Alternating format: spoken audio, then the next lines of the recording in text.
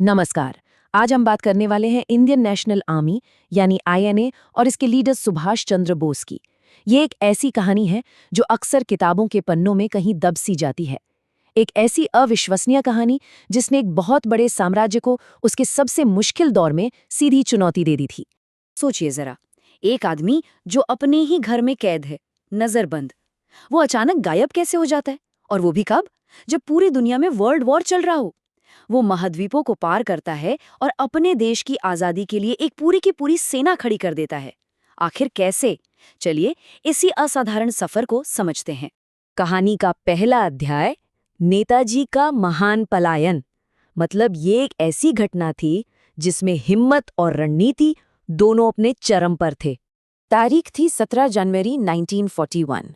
सुभाष चंद्र बोस कलकत्ता में अपने घर से ब्रिटिश जासूसों की कड़ी निगरानी के बावजूद अचानक गायब हो गए। ये भारत की आज़ादी के लिए विदेशी मदद हासिल करने के उनके मिशन की एक, कह सकते हैं, धमाकेदार शुरुआत थी। और उनकी यात्रा वो तो किसी फिल्मी कहानी से कम नहीं थी।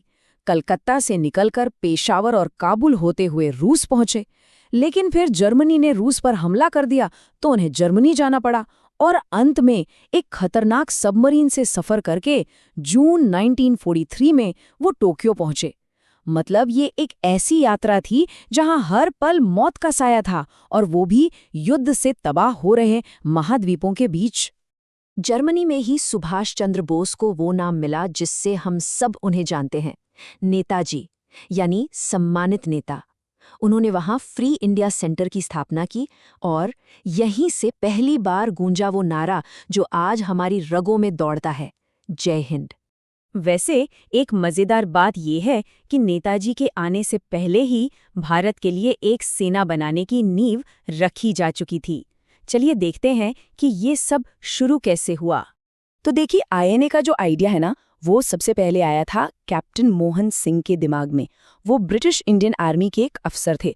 15 दिसंबर 1941 को उन्होंने मलाया में भारतीय युद्धबंदियों को लेकर आज़ाद हिंद फौज बना दी।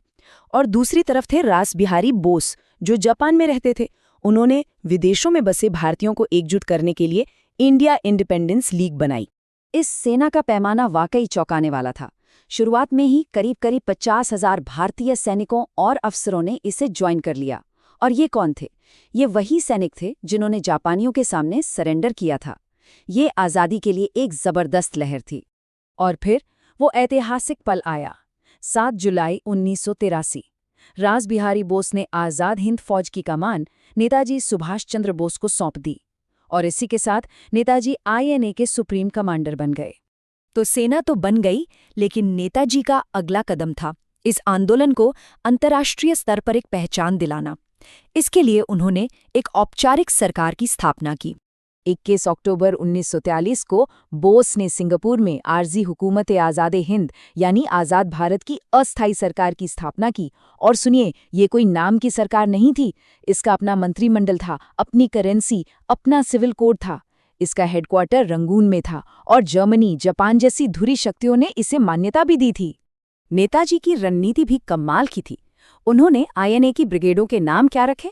सुभाष ब्रिगेड, गांधी ब्रिगेड और नेहरू ब्रिगेड। ये एक बहुत ही शानदार तरीका था ये दिखाने का कि भारत की आज़ादी के लिए सब एक है, भले ही रास्ते अलग हों। इना अपनी सोच में ना समय से बहुत आगे थी। और इसका सबसे बड़ा सबूत रानी झांसी रेजिमेंट का बनना। ये आधुनिक इतिहास की पहली महिला लड़ाकू यूनिट्स में से एक थी, और इसे लीड कर रही थीं कैप्टन लक्ष्मी स्वामीनाथन जैसी दिलेर महिला। अब कहानी पहुंचती है अपने मिलिट्री क्लाइमैक्स पर, जब आईएनए ने भारत में घुसकर इसे ब्रिटिश राज से आज़ाद कराने के लिए अपना अभियान छेड़ दिया, चलो दिल्ली। और इसी अभियान के दौरान नेताजी ने अपना सबसे प्रसिद्ध नारा दिया, तुम मुझे खून दो, मैं तुम्हें आज़ादी दूंगा। इस एक लाइन ने उनके सैनिकों के अंदर जैसे बिजली भर दी थी। ये नारा आज भी अमर है। 18 मार्च 1944 ये इस अभियान का सबसे इमोशनल लम्हा था। आईएनए ने जापानी सेना के साथ भारत की जमीन पर कदम रखा और कोहिमा और नागालैंड को घेर लिया। सोचिए उन सैनिकों के बारे में जिन्होंने आज़ादी की लड़ाई के लिए आखिरकार अपनी मातृभूमि पर कदम रखा था। यहाँ एक और बड़ी दिलचस्प बात हुई। 6 जुलाई 1944 को बोस ने आज़ाद हिंद रेडियो से महात्मा गांधी को पहली बार राष्ट्रपिता कहकर बुलाया और आज़ादी के इस आखिरी युद्ध के लिए उनका आशीर्वाद मांगा। ये दिखाता है कि रास्ते अलग होने के बावजूद गांधी जी के लिए उनके मन में कितना सम्मान था। अब हम आते हैं कहानी के आखिरी हिस्से पर। ये वो हिस्सा है जो आईने की विरासत के एक अजीब से विरोधाभास को समझाता है कि कैसे उनकी मिलिट्री हार एक बहुत बड़ी पॉलिटिकल जीत में बदल गई। मिलिट्री अभियान का अंत बहुत तेजी से हुआ। मई 1945 में रंगून के पतन के साथ ही आईएनए को सरेंडर करना पड़ा और फिर अगस्त 1945 में एक प्लेन क्रैश में नेताजी के निधन की खबर आई, जिसने इस आंदोलन पर एक दुखद विराम सा लगा दिया। ब्रिटिश सरकार ने पकड़े गए आईएनए अफसरों पर लाल किले में मुकदमा चलाने का फैसला किया और चार्ज क्या था? ताज के खिलाफ देशद्रोह।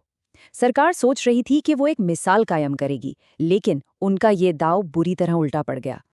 अंग्रेजों को बिल्कुल अंदाजा नहीं था कि क्या होने वाला है। इस मुकदमे के खिलाफ पूरा का पूरा देश एक साथ खड़ा हो गया, यहाँ तक कि जवाहरलाल नेहरू जैसे नेता भी बचाव पक्ष के वकील बन गए। और जिन 3 अफसरों पर मुकदमा चला, एक हिंदू, एक मुस्लिम और एक सिख, वो रातों रात भारत की एकता के सबसे बड़े प्रतीक बन गए। अच्छा, तो अदालत ने तो उन्हें दोषी ठहरा दिया, लेकिन असली अदालत तो सड़कों पर लगी थी। जनता का दबाव इतना ज्यादा था कि ब्रिटिश वायसराय को झुकना पड़ा, उनकी सजा माफ करनी पड़ी। सोचिए, ये सिर्फ एक कानूनी जीत नहीं थी, ये बहुत बहुत बड़ी बात थी। इस एक घटना ने ब्रिटिश इंडियन आर्मी की वफादारी की नींव तक हिलाकर रख दी। अंग्रेजों को ये साफ साफ समझ आ गया कि अब भारतीय सैनिकों के दम पर भारत पर राज करना मुमकिन नहीं है।